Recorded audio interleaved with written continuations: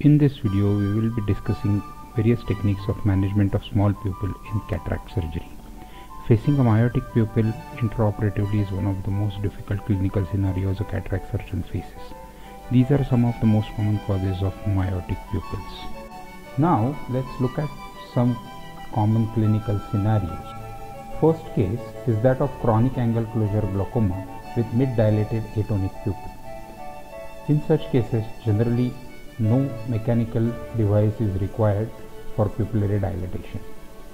The rhexis can be made at the pupillary margin and sometimes even under the pupillary margin so as to achieve adequate size rhexis. Gentle hydroresection is done to avoid anterior chamber fluctuations. While doing phacoemulsification, it is necessary to protect the pupil from getting caught in the phacoprobe. Otherwise, it can lead to further miosis intraoperatively. Second instrument can be used for this purpose. While doing cortical wash with bimanual technique, the irrigation port can be used to protect the iris from getting caught in aspiration port. The IOL can be injected in the bag. It is necessary to see that it is getting injected properly, as rhexis margin may not be clearly visible under mid-dilated pupil. Sometimes the patient or the assistants forget to apply mydriatic eye drops, and that can lead to this kind of appearance on tape. So we can use intracameral epinephrine, which gives us good amount of dilatation, and then dispersive viscoelastic material can be used to achieve viscomydriasis. Third scenario is that of pseudoexfoliation. Pseudoexfoliative material gets collected at pupillary margin and causes sphincter atrophy, and pupil fails to dilate. Here we can use a pair of Coughlin hooks to make stretch pupilloplasty, which causes small tear at the sphincter level, but with viscomydriasis it gives us excellent mydriasis and we can easily complete the surgery. The next scenario demonstrates use of iris hooks in non-dilating pupil for mechanical mydriasis. In these cases, we use 24 gauge needle with bevel down to create paracentesis so as to introduce the pupillary hooks in anterior chamber. And the iris hooks are introduced in anterior chamber one by one, and then they are engaged in the pupillary margin. Then the rubber stoppers are used to maintain the dilated position. We get excellent mechanical dilatation. We use 5 iris hooks so as to create a pentagon. Though the pupillary dilatation is excellent, the iris can get shifted anteriorly, and it might be difficult to introduce instruments into the anterior chamber. Extreme care has to be taken so as not to damage the iris, like introducing the phacoprobe or the side port instruments. In such scenarios, we can use the second instrument to support the iris while introducing the phacoprobe.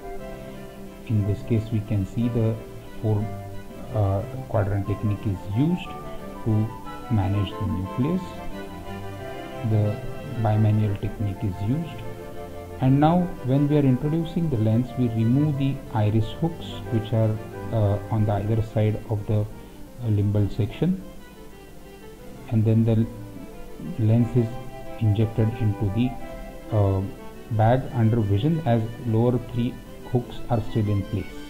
Once the lens is placed in the bag, one by one the iris hooks can be removed. While removing the iris hooks, we move along the direction of the curve to avoid damage to the hooks. Next case is a high myopic young patient who has undergone RK in the past and is noted to have myotic pupil with floppy iris. In this case, we have used B-hex ring designed by Dr. Suven Bhattacharjee. The ring can be easily introduced through 2.2 mm section, and using special designed forceps, alternate flanges can be tucked under the pupil so as to get hexagonal or dilated pupil.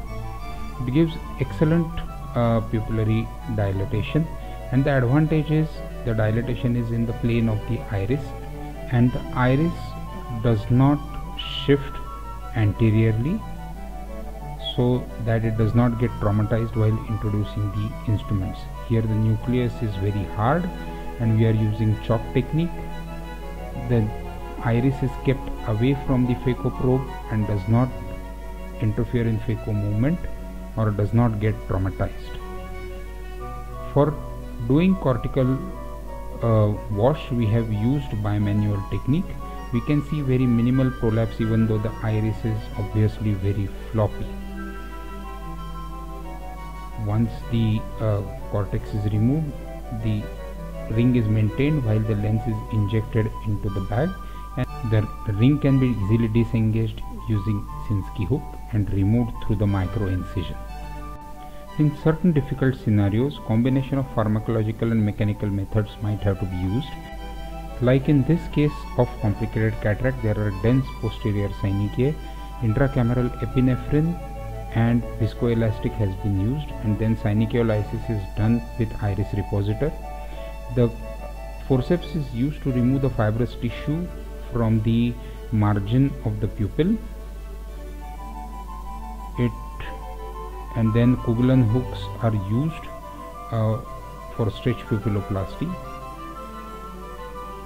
It dilates the pupil, but for adequate dilatation then iris hooks are used so as to get excellent mydriasis and completion of the surgery. The take-home message is non-dilating pupil is a common scenario faced by cataract surgeon. There are various techniques are available.